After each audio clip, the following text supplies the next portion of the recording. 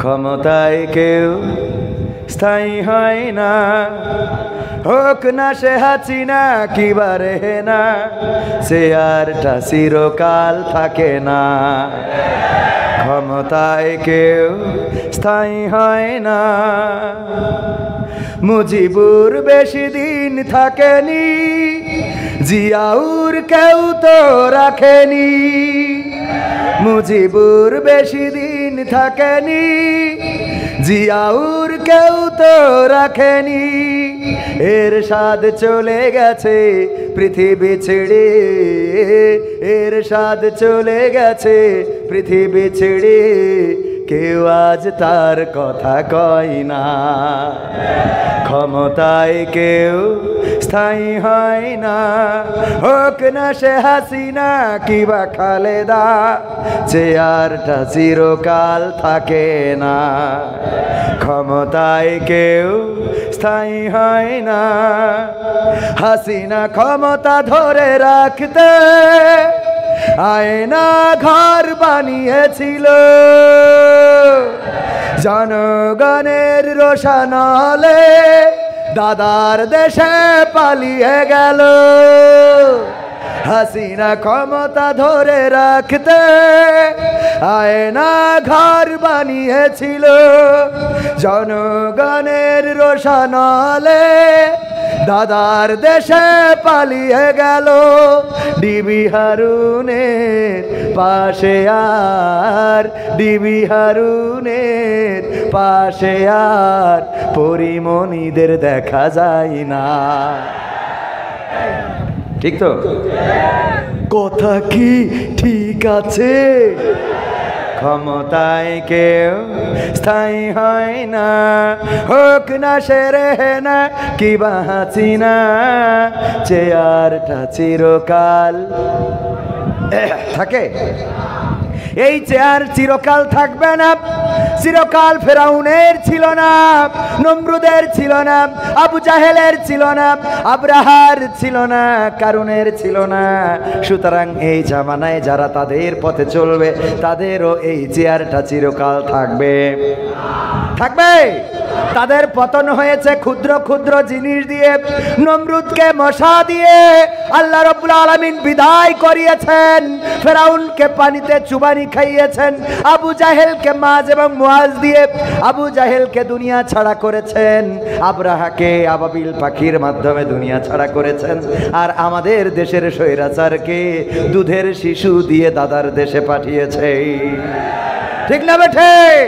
যাদের হাতে কোনো অস্ত্র নাই, যাদের হাতে বন্দুক নাই, কামান নাই, গোলা বারুদ নাই, টিয়ার শেল নাই, কাঁদানে গ্যাস নাই, কোনো কিছু নাই, শূন্য হাত ছুটে চললেন সবাই রাজপথে। আর যার হাতে এত ক্ষমতা, এনএসআই, ডিজিএফআই, সেনাবাহিনী, পুলিশ, বিডিআর, আর্মি, নিজের পোশাক উত্তাপ এবং আমার দাদার দেশ থেকে আনাম স্পেশাল সিকিউরিটি ফোর্স কোনো কিছু রক্ষা করতে পেরেছে? পেরেছে? কারণটা কি? কারণ জুলুমের সীমা যখন অতিক্রম করে তখন কার সাহায্য এসে যায়?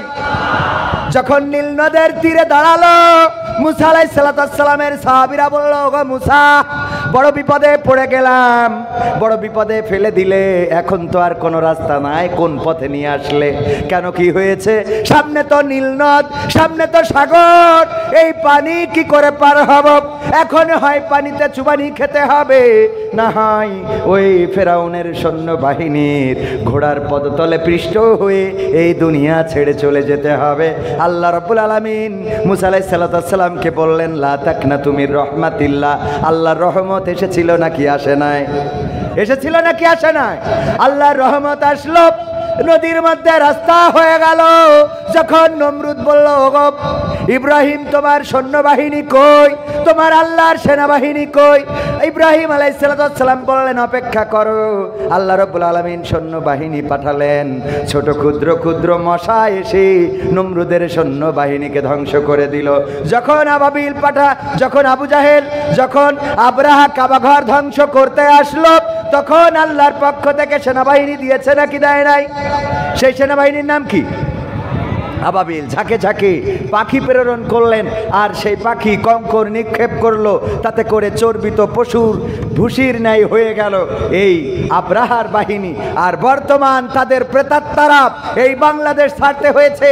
এই জন্য আমি বলেছি, ওগো আমার ভাইয়েরা, সাহস নিয়ে দাঁড়িয়েছ তাই মুক্ত হয়েছে জমিন, সাহস করে দাঁড়ালে আর একবার কায়েম হয়ে যাবে দিন। ঠিক না বেঠে? হাত উঁচু করে বলেন, ঠিক না বেঠে?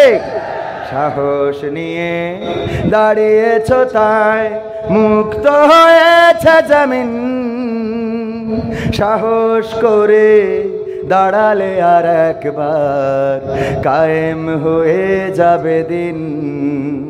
নয় নয় নয় আর কোনো ভয়, আনতে হবে দিনের বিজয়। নয় নয় নয় আর কোনো ভয়, আনতে হবে দিনের বিজয়, দিনের বিজয়। যারা ভেবেছিল ছাড়বে না আর ক্ষমতার ওই মাসনদ, দেখেছে তারা রবের পাকড়াও কি করে করে নাস্তানাবুদ।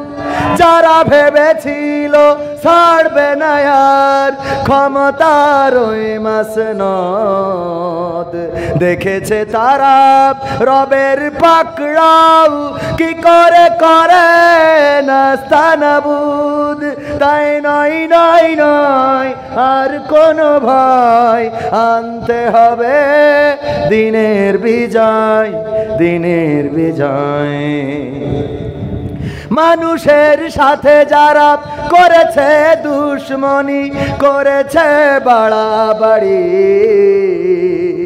দেশের বুকে তাদের হয়নি তো জায়গা, যেতে হলো মামার বাড়ি। মানুষের সাথে যারা করেছে দুশ্মনী, করেছে বাড়াবাড়ি, দেশের বুকে তাদের হয়নি তো জায়গা, যেতে হলো মামার বাড়ি। তাই নয় নয় নয় আর কোনো ভয়, আনতে হবে দিনের বিজয়, দিনের বিজয়। কাবা রক্ষাই যেই মহারব পাঠিয়েছিলেন আবাবিল, আজও তিনি দয়াময় তেমনই আছে, বদলেনি তো একদিন। ঠিক না বে? ঠিক বিশ্বাস হয় না? কাবা রক্ষায় যেই মহান রব আবাবিল পাঠিয়েছিল, তিনি কি এখন বৃদ্ধ হয়েছেন?